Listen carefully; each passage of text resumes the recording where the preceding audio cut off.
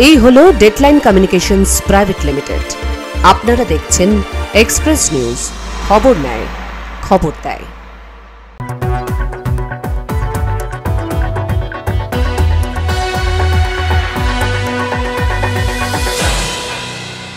Express News brought to you by Sri Ramakrishna Institute of Medical Sciences and Shonoka Hospital. নমস্কার, express নিউজে আপনাদের সকলকে স্বাগত। আমি দীপ, শুরু করছি এক্সপ্রেস নিউজ।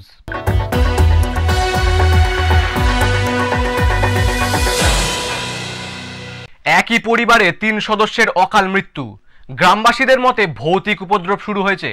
সত্যি কি তাই, নাকি পুরোটাই গ্রামবাসীদের কুসংস্কার?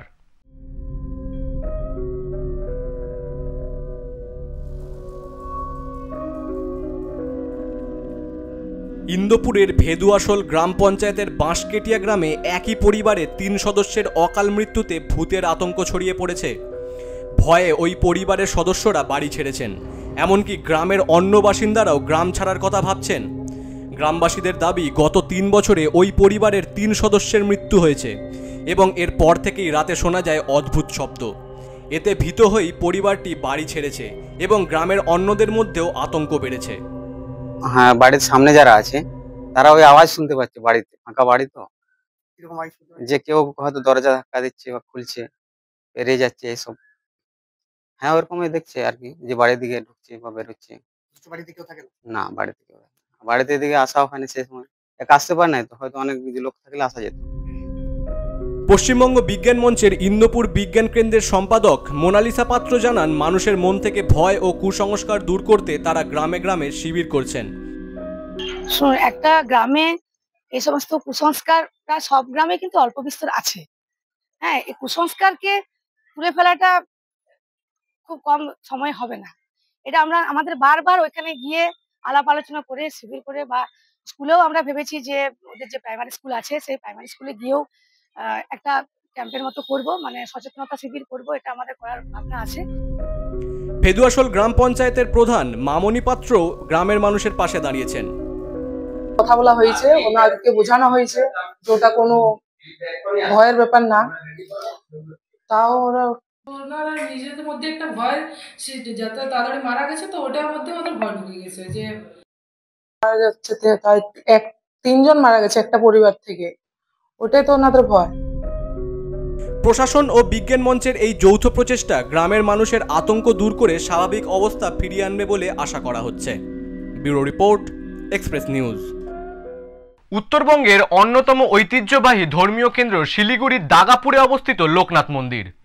লোকমুখে প্রায় 100 বছরের পুরনো এই মন্দিরের আনুষ্ঠানিক প্রাণ প্রতিষ্ঠা হয় প্রায় 35 বছর আগে। শহরের কেন্দ্রে থেকে কিছুটা দূরে দার্জিলিং মোড় সংলগ্ন দাগাপুর অঞ্চলে এই মন্দিরটি পাহাড়ি পথের প্রবেশদ্বারেই অবস্থিত। নেপালি সম্প্রদায়ের বহু ভক্ত প্রতিদিন এই মন্দিরে পুজো দিতে আসেন।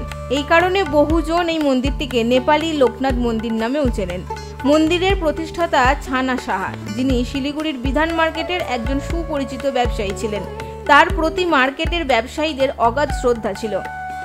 তারই হাত ধরেই মন্দিরের আনুষ্ঠানিক যাত্রা শুরু হয়। বর্তমানে মন্দিরটি উত্তরবঙ্গের অন্যতম জনপ্রিয় লোকনাথ মন্দিরে পরিণত হয়েছে। শুধুমাত্র সাধারণ ভক্তরাই নন, চলচ্চিত্র নির্মাতা, অভিনেতা, অভিনেত্রী থেকে শুরু করে রাজনৈতিক ব্যক্তিত্বরাও নিয়মিত এই মন্দিরে পুজো দিতে আসেন। আমাদের 1990 সালে থেকে দাগাপুর বাবা লোকনাথ মিশন প্রতিষ্ঠা হয়েছে। আমাদের প্রতিষ্ঠা করেছে স্বর্গীয় শ্রী ছানা সাহা মহাশয়, সেবামূলক কাজের মাধ্যমে। বাড়িগানে আজকে যেমন আপনার সকালে পতাকা উত্তোলন হলো এবং সকালে গীতা পাঠ এগুলো হয়েছে, প্রতিদিনই গীতা পাঠ হবে। আর আজকে বিকেল 5টার সময় আমাদের এখানে উৎসব শুরু হবে। দাগাপুর লোকনাথ মন্দির আজ শিলিগুড়ির গর্ব এবং ধর্মীয় ঐতিহ্যের এক উজ্জ্বল দৃষ্টান্ত। এই মন্দির শুধু একটি ধর্মীয় স্থান নয়, বরং উত্তরবঙ্গের আধ্যাত্মিক ইতিহাসে এক গুরুত্বপূর্ণ অধ্যায় রচনা করেছে। শিলিগুড়ি থেকে ঋত্বিক ভট্টাচার্যের রিপোর্ট, এক্সপ্রেস নিউজ। অন্ধ্রপ্রদেশ থেকে পশ্চিম বর্ধমানের দুর্গাপুরে এক বিশেষ র্যালি এসে পৌঁছালো। শ্রী সত্য সাই বাবার জন্ম শতবর্ষ উপলক্ষে আয়োজিত এই বিশেষ পরিক্রমা। শ্রী সত্য সাই বাবার জন্ম শতবর্ষ উপলক্ষে আয়োজিত এক বিশেষ পরিক্রমা অন্ধ্রপ্রদেশ থেকে এসে পৌঁছল পশ্চিম বর্ধমানের দুর্গাপুরে। গ্যামন ব্রিজ সংলগ্ন ফ্রেন্ডস ক্লাবে সেবা দল শ্রী সত্যসাই সেবা সংস্থা, পশ্চিম বর্ধমান কমিটি ও দুর্গাপুর সাউথ সমিতি সেবা দলের উদ্যোগে এই ভক্তিপূর্ণ অনুষ্ঠানের আয়োজন করা হয়। ভগবান শ্রী সত্যসাই বাবার 100তম জন্মশতবর্ষ উপলক্ষে এই আজকে আমাদের ভগবানের তীব্র প্রেমের প্রবাহী, যেটা সেই সুদূর প্রশান্তি নিলাম থেকে শুরু হয়ে আমাদের ঘুরতে ঘুরতে ঘুরতে ঘুরতে আজকে আমাদের দুর্গাপুর সাউথ সমিতির যেমন ফ্রেন্ডস ক্লাবে ভগবানের রথ ও ভগবানের প্রেম প্রবাহ, ভগবান বুদ্ধ প্রেম স্বরূপ তিনি এসে উপস্থিত হয়েছেন। সকল ভক্তের মধ্যে আনন্দে আপ্লুত হয়ে আছে প্রত্যেকে। বিকেলে শ্রী সত্যসাই বাবার সজ্জিত ভ্যানটি ক্লাবের দিকে এলে কমিটির মহিলারা ভক্তি ভরে তা বরণ করে নেন। ভ্যানটি ক্লাবের ভেতরে প্রবেশ করলে দেখা যায় কোচি সদস্যরা প্ল্যাকার্ড হাতে সারিবদ্ধভাবে দাঁড়িয়ে। প্ল্যাকার্ডগুলোতে ছিল নানান ধার্মিক চিহ্ন ও সাই বাবার উক্তি। সময় বাড়ার সাথে সাথে দর্শনার্থীদের ভিড়ও বাড়তে থাকে। এরপর প্রসাদ বিতরণ শুরু হয় এবং দর্শনার্থীরা সারিবদ্ধভাবে প্রসাদ গ্রহণ করেন। একই সাথে ক্লাবের বাইরে পথচারীদের জন্য জলছত্রেরও ব্যবস্থা করা হয়েছিল। এইভাবেই ভক্তি, শ্রদ্ধা ও সেবার এক অনন্য আয়োজনে দুর্গাপুরে উদযাপিত হল শ্রী সত্যসাই বাবার জন্মশতবর্ষ। এই পরিক্রমা সাই বাবার আদর্শকে আরও একবার সকলের মাঝে তুলে ধরল। দুর্গাপুর থেকে সঞ্জীব ঘোষের রিপোর্ট, এক্সপ্রেস নিউজ। রোপণের আশীর্বাদে ভোরের আলোয় জেগে ওঠে কুর্মী জনপদ। শোনাবো রহইন পরবের গল্প কথা।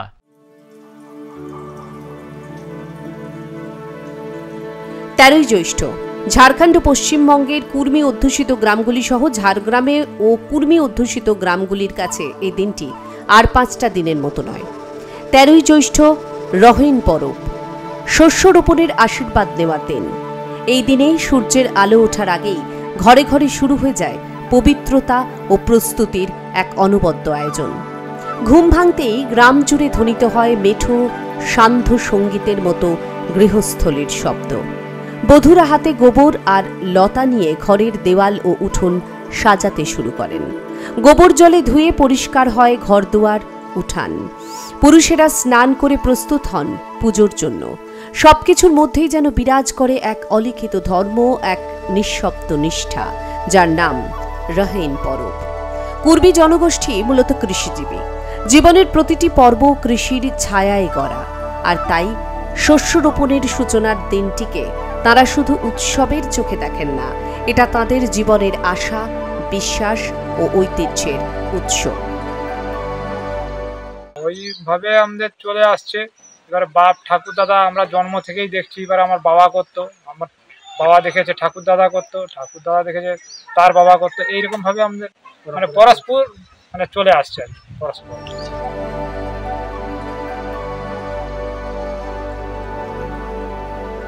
পবিত্র ভূত পিঢ়ার শুরু হয় রহইনের প্রথম প্রণাম। ঘরের এক সদস্য প্রায়শই পরিবারের প্রধান পুরুষটির নতুন বা কাঁচা ধুতি গেঞ্জি পরে হাতে নেন একটি বাঁশের তৈরি ছোট ঝুড়ি, স্থানীয় ভাষায় যাকে বলা হয় ঢকি। তার মধ্যে থাকে নতুন ধান বীজ। সেই ধান প্রথমে প্রণাম করে রাখা হয় ভূত পিঢ়ার তুলসীর মঞ্চে। তারপর সেই ধান বীজ নিয়ে যাওয়া হয় মাঠে। জমিতে গিয়ে 2.5 মুঠো ধান বীজ মাটির সঙ্গে মিশিয়ে দিয়ে কুর্মী কৃষক বলেন তার গোপন মন্ত্র, যাতে ফলন হয় সমৃদ্ধ, মাটি হয় করুণাময়। বাড়তি ধান বীজ আবার মাথায় তুলে ঘরে ফেরেন কুর্মী পুরুষরা। সেটি রাখা হয় ঘরের কোঠায়, যেন পুরো বছরের শস্য ভাগ্য সেই বীজে বন্দী থাকে। এটা কৃষিকে কেন্দ্র করে করা হয়। কৃষি এই যে চাষ শুরু হবে, একটা কথাই আছে আমাদের, কোথায় কোথায় বলে বুড়ারা দাদুরা বলতো যে কপাল তলে যে রহন তলে নাই। এই রহনের 7 দিনে যে বীজটা ফেলা হবে মাটিয়ে, ওই বীজটা নিরোগ হবে এবং তার ধান সম্পূর্ণ আলাদা হবে, কোনো রোগ আসবে না। এটা আমাদের পূর্বপুরুষ থেকে করে আসছে যুগ যুগ ধরে। যতদিন হয়তো কুর্মীদের, আজ হয়তো যদি 10,000 বছর হয়, 50 বছর, 1000 বছর হয়, এইটাই আমাদের কৃষির একটা শুরু এবং এভাবে চলতে থাকে।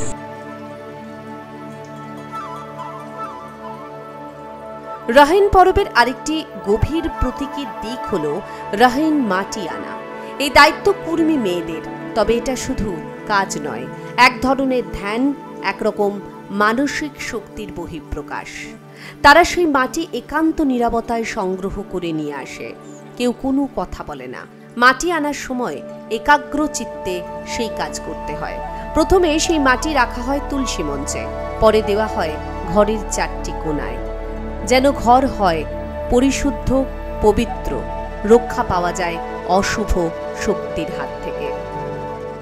মাটি নিয়ে আসি, মাটি নিয়ে এসে আমাদের বাড়ির 4 কোণে, ঠাকুর মঞ্চে, চাঁচ ঘরে, কারোর সঙ্গে কথা বলা হয় নাই, তখন ওইটা নিয়ম থাকে, কারোর সঙ্গে কথা বলা যাবে না। যতক্ষণ মাটি আনবো, আনে বাড়িতে সন্ধ্যা দিব, সন্ধ্যা দিয়ে বাড়ির 4 কোণাতে মাটি দিব, মাটি রাখা হবে আর কি কোনায় কোনায়। সারা বছরের কৃষিকাজ যেন এই রাহিন পরব দিয়েই শুরু হয়। প্রকৃতির প্রতি কৃতজ্ঞতা, পূর্বপুরুষদের স্মরণ এবং নতুন শস্যের আগমন, এই সব মিলিয়ে রাহিন কুর্মী সমাজের কাছে শুধুই উৎসব নয়, এটি এক জীবন চর্চা। বর্তমান সময়ে যখন শহুরে যান্ত্রিকতার সঙ্গে পাল্লা দিতে অনেকেই নিজের শিকড় ভুলতে বসেছেন, তখন কুর্মী জনগোষ্ঠী তাদের সংস্কৃতি, রীতিনীতিকে সম্মানের সঙ্গে বাঁচিয়ে রেখেছে, যা নিঃসন্দেহে আমাদের সকলের কাছেই অনুপ্রেরণা। ঝাড়গ্রাম থেকে শঙ্কর বারিকের রিপোর্ট, এক্সপ্রেস নিউজ। এক্সপ্রেস নিউজে নিয়ে নেব একটা ছোট্ট বিরতি। ফিরে আসছি বিরতির পর।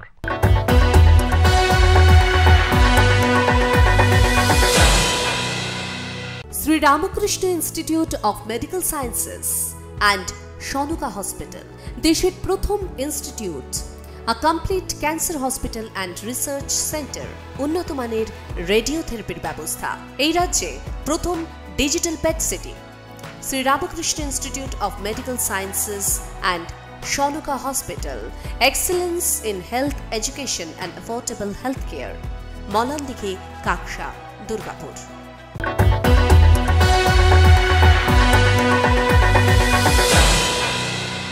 ফিরে এলাম বিরতির পর। আপনারা দেখছেন এক্সপ্রেস নিউজ।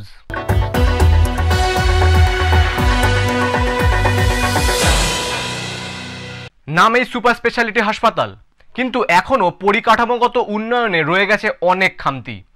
11 বছর আগে চালু হয় মালদহের চাঁচল সুপার স্পেশালিটি হাসপাতালকে ঘিরে, তাই মানুষের মনে একাধিক ক্ষোভ দানা বাঁধছে। 11 বছর আগে চালু হয়েছিল মালদহের চাঁচল সুপার স্পেশালিটি হাসপাতাল। সুপার স্পেশালিটি হাসপাতালের তকমা পাওয়ার পর চিকিৎসা পরিষেবায় বেশ কিছু পরিবর্তন আনা হলেও পরিকাঠামোগত অনেক সমস্যা এখনও রয়ে গেছে। যদিও এই হাসপাতালের উপর মহকুমার 6টি ব্লকের মানুষ নির্ভরশীল।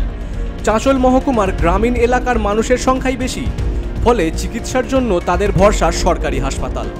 প্রত্যেকদিন মহকুমার বিভিন্ন প্রান্ত থেকে রোগীরা আসেন, কিন্তু হাসপাতাল চত্বরে নেই প্রতীক্ষালয়, যার ফলে রোদ, ঝড়, জল, বৃষ্টি মাথায় করেই রোগীর আত্মীয়দের দাঁড়িয়ে থাকতে হয় খোলা আকাশের নিচে। টিকিট করতে গেলে রোদে দাঁড়াতে হচ্ছে, কোনো ছায়া নাই, বৃষ্টির সময় বৃষ্টি হলেও আপনার ভিজতে হবে, তারপরে আপনার ওষুধের দিতে হবে বা টিকিট কাটতে হবে। ওর জন্য অত্যাধিক নোংরা ছড়াচ্ছে, দুর্গন্ধ অত্যাধিক দুর্গন্ধ। পাশেই তো টিকিট কাউন্টার, তার পাশেই তো দেখা যাচ্ছে কত নোংরা পড়ে আছে। কি কি চাই? দুর্দান্ত লোকের আসলে সুবিধা হবে, এই সুবিধা, আর জলীয় ব্যবস্থা ভালো থাকলে লোকের পাবলিকরা জল টল খেবে, এই সুবিধা। অন্যদিকে হাসপাতালের পিছনে জমে আছে বিশাল আবর্জনার স্তূপ, যেখান থেকে ছড়াচ্ছে দুর্গন্ধ, বাড়ছে রোগ সংক্রমণের আশঙ্কা। সেই দুর্গন্ধে আউটডোরের লাইনে দাঁড়াতে পারছেন না রোগীরা। বর্জ্য ব্যবস্থাপনার কাজ শুরু হলেও সেই কাজ অসমাপ্ত। অন্যদিকে আবার সিটি স্ক্যানের মেশিন আছে, কিন্তু চালু হয়নি পরিষেবা। অগত্যা মোটা টাকা ব্যয় করে বাইরের নার্সিংহোম থেকেই রোগীর সিটি স্ক্যান করতে বাধ্য হচ্ছেন রোগীর পরিবার, ফলে গরিব রোগীরা সমস্যার সম্মুখীন হচ্ছেন। দুর্গন্ধ ছড়াচ্ছে, প্রচন্ড সমস্যা, শারীরিক সমস্যা, বমি হয়ে গেল, রাস্তায় বসে আছে সব। আপনারা দেখছি বটগাছের তলে বসে আছেন, বৃষ্টি হলে তো এখানে তো ভিজে যাবেন। হ্যাঁ, ভিজে যাবেন। যদিও হাসপাতাল সুপার সুমিত তালুকদার জানিয়েছেন প্রতীক্ষালয় প্রস্তুত, কিন্তু স্বনির্ভর গোষ্ঠী সেই প্রতীক্ষালয় চালাবে, তাই কিছুটা বিলম্ব হচ্ছে। বর্জ্য ব্যবস্থাপনার কাজও দ্রুত সমাপ্ত হবে। পানীয় জলের ব্যবস্থাও রয়েছে। শাসক দল ও হাসপাতাল কর্তৃপক্ষের অভিযোগ উড়িয়ে দিলেও ছবি কিন্তু অন্য কথা বলছে। তাই সাধারণ মানুষের অভিযোগগুলিকেও গুরুত্ব দিয়ে দ্রুত সমস্যার সমাধান করা উচিত বলেই মনে করছে ওয়াকিবহাল মহল। Bureau report, Express news. 34 বছর বয়সী বিশ্বজিৎ মুখার্জির জীবনে অন্ধকার নেমে এসেছে এক মর্মান্তিক দুর্ঘটনায়। তিনি ছিলেন তার পরিবারের একমাত্র রোজগেরের সদস্য। 1.5 বছর আগে এক রহস্যময় দুর্ঘটনায় মাথায় গুরুতর আঘাত লাগে বিশ্বজিতের। 6 মাস কোমায় ছিলেন তিনি, আর গত 1.5 বছরে তার চিকিৎসায় খরচা হয়েছে প্রায় 70 লাখ টাকা। এই বিপুল অর্থ জোগাড় করতে গিয়ে বিশ্বজিতের পরিবার আজ সর্বশান্ত। তার কাঁধে ছিল স্ত্রী, ছোট্ট পুত্র সন্তান এবং বৃদ্ধ বাবা মা রবীন্দ্রনাথ মুখার্জি ও সান্ত্বনা মুখার্জির দায়িত্ব। একটা বাইক অ্যাক্সিডেন্ট হয় এবং সেটা 1 মার্চ 2024-তে। এখন বর্তমান আমার ছেলে আগের থেকে সুস্থ হয়েছে, কিন্তু আমার ছেলের যে সাইডে ব্রেনের অপারেশন হয়েছিল সেই সাইডে ব্রেনের কালটা খোলা আছে, ওইটাকে আবার পুনরায় অপারেশন করে তার জন্য তো লাগবেই এখন 8 থেকে 9 লাখ টাকা। এখন প্রয়োজন হচ্ছে অর্থ, মানে ছেলেটাকে অপারেশন করার জন্য। সাধারণ মানুষ আমাদের যদি কেউ অর্থ দান করে, সহযোগিতা করে হাত বাড়ায়, তাহলে আমরা আমার ছেলেটাকেও বাঁচাতে পারি, আর আমরা এতগুলো মানুষ আছি আমরাও বাঁচতে পারি। বর্তমানে বিশ্বজিৎ শয্যাশায়ী। তিনি নিজে হাতে খেতে বা কথা বলতে পারেন না, সব কিছুই তাকে করিয়ে দিতে হয়। তার পরিবার সাধারণ মানুষের কাছে আর্থিক সাহায্যের আবেদন জানিয়েছে। তাদের বিশ্বাস, সবার সম্মিলিত সহযোগিতায় বিশ্বজিৎ আবার সুস্থ জীবনে ফিরতে পারবেন এবং দুর্ঘটনার সত্যতাও উদ্ঘাটন হবে। কালনা থেকে রীতা ভট্টাচার্যের রিপোর্ট, এক্সপ্রেস নিউজ। দুর্গাপুরের সিটি সেন্টারের আম্বুজা উপনগরীর প্রাচীন কালী মন্দির, যা তার ইতিহাস আর জনশ্রুতি নিয়ে আজও আলোচনার কেন্দ্রবিন্দু। দুর্গাপুরের সিটি সেন্টারের প্রাচীন কালী মন্দিরের ফলকে কোনো দেবদেবীর বন্দনার পরিবর্তে ওম বন্দে মাতরম জয় জয় ভারতবর্ষম লেখা। দেবী চৌধুরানী ভবানী পাঠক ভারত মাতার আশ্রম লেখাটি মন্দিরের সঙ্গে স্বাধীনতা সংগ্রামের একটি বিশেষ যোগসূত্রের ইঙ্গিত দেয়। যদিও এই মন্দিরের সঙ্গে দেবী চৌধুরানী বা ভবানী পাঠকের সুনির্দিষ্ট সংযোগের কোনো ঐতিহাসিক প্রমাণ নেই। এই মন্দিরকে ঘিরে নানা কাহিনী প্রচলিত। মন্দির কর্তৃপক্ষের মতে এখানে মা ভবানী ভারত মাতা রূপে পূজিতা হন। প্রাচীন এই মন্দিরটি একটি বিশাল বটগাছের ঝুড়িতে ঢাকা পড়ে গেছে। এর পাশেই একটি আধুনিক মন্দির নির্মিত হয়েছে। মন্দির প্রাঙ্গণে একটি প্রাচীন কুয়ো এবং বেলে পাথরের তৈরি একটি সুড়ঙ্গও রয়েছে, যা এই অঞ্চলের প্রাচীনত্বের প্রমাণ বহন করে। স্থানীয়দের কাছে মন্দিরের পিছনে বিশাল জলাশয়টি ইচ্ছাই সরোবর নামে পরিচিত। আমরা যা দেখছো সব আমার হাজবেন্ড করে গেছে, উনি তৈরি করে গেছে। উনি আজকে নেই, আমি এদের সবকে নিয়ে চলি। আমার হাজবেন্ডের নাম নন্দলাল চট্টোপাধ্যায়। ওনার 78 বছরে উনি মারা গেছেন। এই মন্দির উনি বহু বছর আগে, ঠিক সঠিক বলতে পারবো না যে কত বছর আগে, উনি প্রায় 30-35 বছর ছিলেন। কথিত আছে ব্রিটিশ আমলে দুর্গাপুরের এই ঘন জঙ্গলে স্বাধীনতা সংগ্রামীরা আত্মগোপন করতেন। তারা মন্দিরের বিগ্রহকে ভারত মাতা রূপে পুজো করে ইংরেজদের বিরুদ্ধে লড়াইয়ে যেতেন। মৃণাল চ্যাটার্জির মতে মন্দিরের মূল মন্ত্র বন্দে মাতরম জয় জয় ভারতবর্ষম ঐক্যম স্মরণং গচ্ছামি সত্যম শরণং গচ্ছামি স্বরাজ্যম স্মরণং গচ্ছামি থেকে এই যোগসূত্র স্পষ্ট। বাংলায় যখন পাল যুগ বা সেন যুগের শাসন ছিল সেই সমসাময়িক মন্দির। তারও পরবর্তীকালে শোনা যায় যে দেবী চৌধুরানী ভবানী পাঠক ওনারা এখানে মায়ের পুজো করতেন। পুজো করে পর মন্দিরের পিছনে একটা পুকুর আছে, সেই পুকুরে স্নান করে ওনারা মায়ের পুজো করতেন। তারপর ওনাদের যাবতীয় কাজকর্মে বেরোতেন। তারও পরবর্তীকালে সারা ভারতবর্ষ যখন ব্রিটিশ শাসনের অধীনে ছিল, সেই সময় বিপ্লবীদের একটা গোপন আস্তানা ছিল এই মন্দির। ওনাদের মূল মন্ত্রই ছিল বন্দে মাতরম জয় জয় ভারতবর্ষম ঐক্যম শরণম গচ্ছামি সত্যম শরণম গচ্ছামি স্বরাজ্যম শরণম গচ্ছামি। স্থানীয় প্রবীণদের মতে একসময় এই মন্দিরকে ডাকাতকালীর মন্দির বলা হতো। পীযূষ দত্ত নামে একজন স্থানীয় বাসিন্দা ব্যাখ্যা করেন, ইংরেজরা স্বাধীনতা সংগ্রামীদের ডাকাত হিসেবে আখ্যায়িত করতেন। এই মন্দিরে বিপ্লবীদের যাতায়াত ছিল বলেই এটি এমন নামে পরিচিত। স্বাধীনতার যারা লড়াই করছেন সেই তাঁরা ওই কালী মন্দিরে কালীকে, দেবী মাকে ভারত মাতার মন্দির অ্যাকচুয়াল তখন বলা হতো, এখনো বলা হয় ভারত মাতার মন্দির। তো তাকে পূজা করে লড়াইটা করতে যেত। যারা অত্যাচারী ইংরেজ ছিল, বিভিন্ন জায়গায় তাদের ঘাঁটি ছিল, তাদের বিরুদ্ধে সংগ্রাম লড়াই করতে যেত এই স্বাধীনতার লড়াইয়ের মানুষরা। ইংরেজরা তাদেরকে ডাকাত বলে তকমা দিয়ে দিল। দুর্গাপুরের এই প্রাচীন কালী মন্দিরটি শুধু একটি উপাসনালয় নয়, এটি যেন ইতিহাসের এক নীরব সাক্ষী, যেখানে জনশ্রুতি, বিপ্লবীদের আত্মত্যাগ এবং দেশপ্রেমের মন্ত্র আজও প্রতিধ্বনিত হয়। দুর্গাপুর থেকে সঞ্জীব ঘোষের report, Express News. Express news আজকের মতো এই পর্যন্তই। চোখ রাখুন এক্সপ্রেস নিউজের পর্দায়। এক্সপ্রেস নিউজ, খবর নেয়, খবর দেয়।